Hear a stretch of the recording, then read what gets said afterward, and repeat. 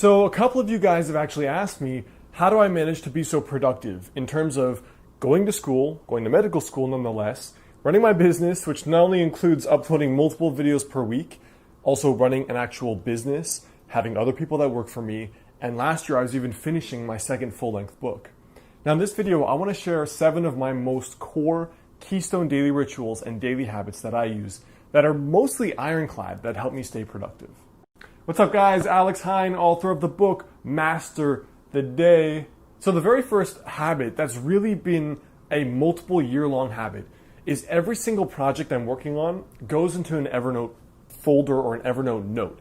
Now what that means is that, for example, you might be working on your fitness. That's a project. You might be working on a new habit like flossing or meditating, or you're trying to figure out better study skills for school, or something you're really trying to do and execute on at work. The way I organize all these things without losing my mind is that in my Evernote, I have hundreds of files. And in each one of those files, I keep everything that I'm working on so it's all in one spot, so that I know I can refer to it on my phone, I can refer to it on my computer, and no matter what I'm working on, juggling business, juggling medical school, juggling my health, juggling cooking for myself every day, juggling all these things, it's not that overwhelming when there's that system, and for me, that's Evernote. The second habit for me is that I organize my day around energy and not by time. So I think this is kind of counterintuitive to do advice. I think a lot of people, when they think about productivity, they try to think about, okay, how do I do all these things in this schedule?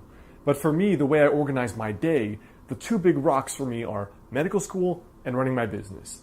And I organize them specifically around the parts of the day where I have the most energy. So I know that the hardest things I have to do in my business, I do my very first break of the day. Some days in my school, that's 10 a.m. Some days it's not till 7 p.m. But at that peak time is when I'm focusing on the hardest things. And the same thing is true of studying, where I'm never studying late at night. I'm never studying early in the morning. I'm usually studying at whenever my peak productivity time is. For me, it's often right after working out. The third habit is that I never sit down to work ever without doing that 3 checkbox approach I've shared here before. So the 3 checkbox approach is basically you take a little paper, you fold it into a little like 3x5 square, and you break it into 3 boxes. Each box constitutes 40 minutes of studying or 40 minutes of work. And then you write down in each box only one thing, 1, 2, 3, and then you order them from the most important to the least important. And you also order them from how much energy is required to do it to how little energy is required to do it. And I only start my day, either my business or my studying, once that list is already done and it's right next.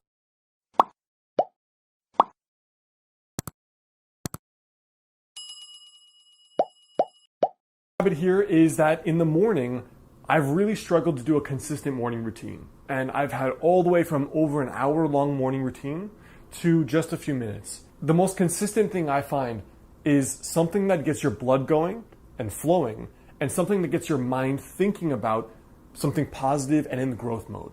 So for me, what that means is on the worst day, when I do nothing, the main thing I will do is, even if it's just 5 minutes of jumping up and down, which is a shaking type of Qigong, just shaking, afterwards you feel awake, you feel more alert, less groggy, you feel circulation, so sometimes in the morning I feel a little cold or a little stiff. That's all gone by the time that's done.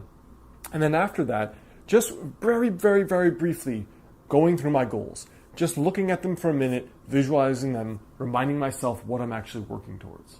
Habit number 5 is that I am religious, and I have been religious maybe for almost 10 years at this point. Every single day, I consume content related to personal development. So for me, what that means is it's usually not YouTube, and it's usually not podcasts. So I usually prefer more curated works like books.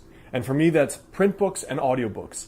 And the reason for that is I noticed I start to get the most ideas for how to improve my life and how to improve my business when I'm listening to other people's work.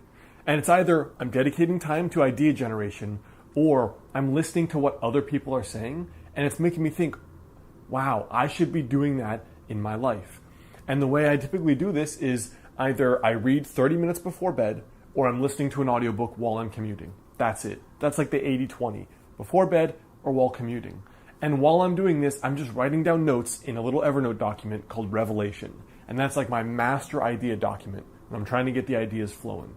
Habit number 6 is that one of the biggest things that made a difference in my life has been doing a nightly or a weekly review. So this nightly or weekly review actually became my mastermind that we do every Thursday. We've done it every week for over 4 years. Now, all we do is simple. These are your 3 goals that you said you were going to do. Did you do them or did you not? Did you work towards what you said you would or did you not? And if you didn't, okay, well, what barriers keep coming up? Is it time? Is it sleep? Is it health? Is it your relationship? Is it something else? And all you do is you just set action steps for this is what I have to do to improve. This is what I'm going to try next. And that by itself, originally I did this every single night. And that by itself means you are iterating upon yourself. You're iterating upon your habits. You're evolving 365 times in a year versus the average person that thinks about this once, if anything, once. So think about how much faster you'll reach your goals and you'll improve your life if you're doing this nightly versus yearly. So actually, that's one of the reasons why I'm creating this Master the Day journal. It's based off of my experience using other products, other journals, what I liked, what I didn't like, and it's based off of the exact exercises I'm talking about in here, where when you're reflecting that many times, there's no way your life can't get better. Now, the 7th habit for me has been something that really helps overachievers and people that work a lot. So I've had a lot of sleep problems in the last 2 years, and one of the things I've been working on doing, because my to-do list is basically infinite every single day, is when I go to bed, I tell myself, the work is done, you can unplug now. So I either have to say that, or I write down anything that is truly not undone on a Post-it note. And it's more complicated because when you're in school, you can always be doing more work. When you're in a business, the work is literally never done when you're the boss. When you're the CEO, the work is literally never done, ever. Like when you're an employee, all right, you go home, you disconnect. Every day I'm on. It's difficult to just be off because there's always things breaking and always things undone. So for me, that affirmation, hey, you finished your work for the day. So I need you to conscious, subconscious, everything, just unplug. And if that doesn't work, writing down literally everything on the to-do list, whether it is a short-term thing or a really long-term thing. All right, guys, so I hope that helps. That's a little bit of my intro to my personal productivity philosophy. Before you go, comment there below and let me know for you what has been the productivity device or habit that seems to work best.